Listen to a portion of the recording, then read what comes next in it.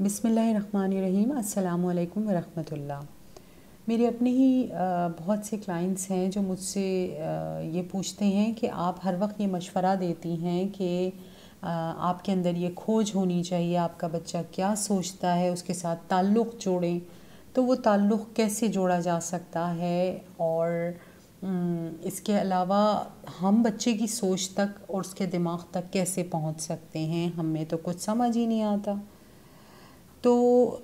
آج میں آپ کو کچھ ایسی ایکٹیویٹیز بتاؤں گی جس کو صرف آبزرو کر کے آپ بچے کی انر ورلڈ تک جا سکتے ہیں۔ آپ کو دیکھنا صرف یہ ہے کہ اس کے انر ورلڈ اور آؤٹر ورلڈ میں کوئی کانفلکٹ تو نہیں ہے، تو اس میں آپ کو بچے سے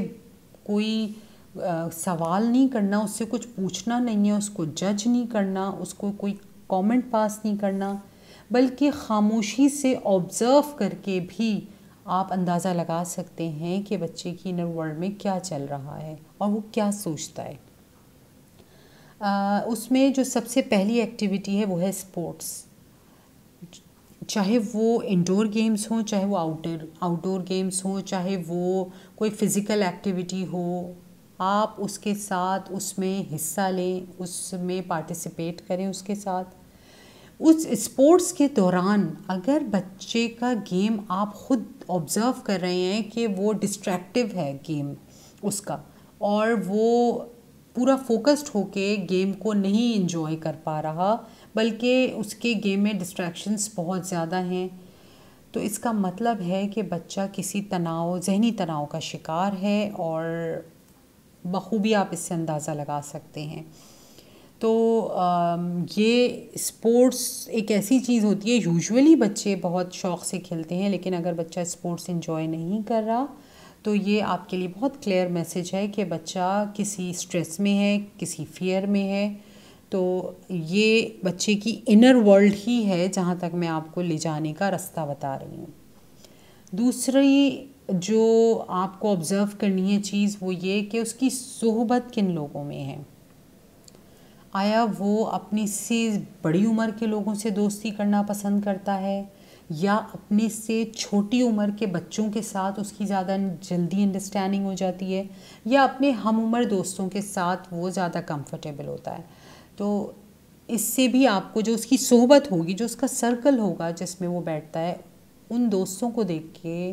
بھی آپ بخوبی اندازہ لگا سکتے ہیں کہ وہ اس کا میچورٹی لیول کیا ہے اور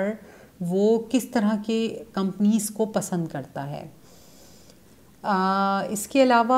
اس کی چوائسیز کیا ہیں، چوائسیز چاہے وہ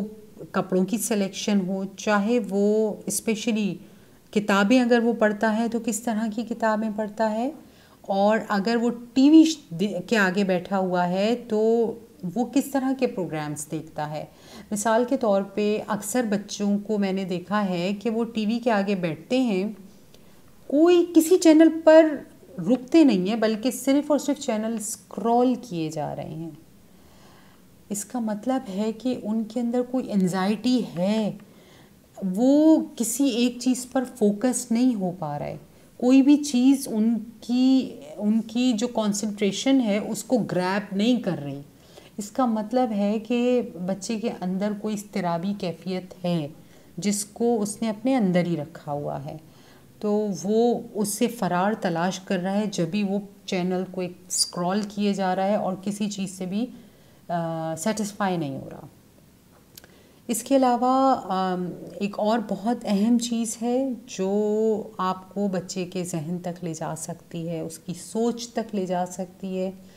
وہ سب سے ہیلدی ہے، اور وہ ہے بات چیت، کانورسیشن۔ بچے کے ساتھ بات چیت والا ایک تعلق ضرور بنا کے رکھیں، یہ آپ کو سب سے زیادہ آسانی سے بچے کے ذہن تک لے کے جا سکتی ہیں۔ کب تک بچہ اپنے آپ کو روکے گا؟ اگر آپ کی کانورسیشن میں کوئی ججمنٹ نہیں ہے، کوئی تنقید نہیں ہے، کوئی نصیحت نہیں ہے، یقیناً وہ آپ کے ساتھ گزارے ہوئے اس کانورسیشن کے ٹائم کو انجوائے کرے گا، دوبارہ بیٹھنا چاہے گا، اور جب یہ تعلق بن گیا کہ وہ آپ کے ساتھ باتیں کرنے کو انجوائے کر رہا ہے، اس کا مطلب ہے کہ ایک دن وہ آپ سے اپنی فیلنگز بھی شیئر کرے گا۔ یہ تعلق بن گیا تو سمجھ جائیں کہ آپ اپنے بچے کے ذہن تک پہنچ گئے۔ جہاں اس نے اپنی فیلنگز شیئر کرنی شروع کر دیں. تو یہ کچھ علامات ہیں جس کو آپ صرف آبزرو کر کے اندازہ لگا سکتے ہیں کہ ہمارا بچہ میچورٹی کے کس لیول پہ ہے. آیا وہ کسی اسٹریس میں تو نہیں ہے, کوئی فیئر تو نہیں ہے اس کے دماغ میں, یا وہ کیا سوچ رہا ہے, کیا چاہتا ہے, کیا کرنا چاہتا ہے. یہ سب کچھ ان چیزوں کو آبزرو کر کے آپ اندازہ لگا سکتے ہیں. بہت جلد آپ سے دوبارہ بات کروں گی کسی اچھے موضوع کے ساتھ. جزاک اللہ.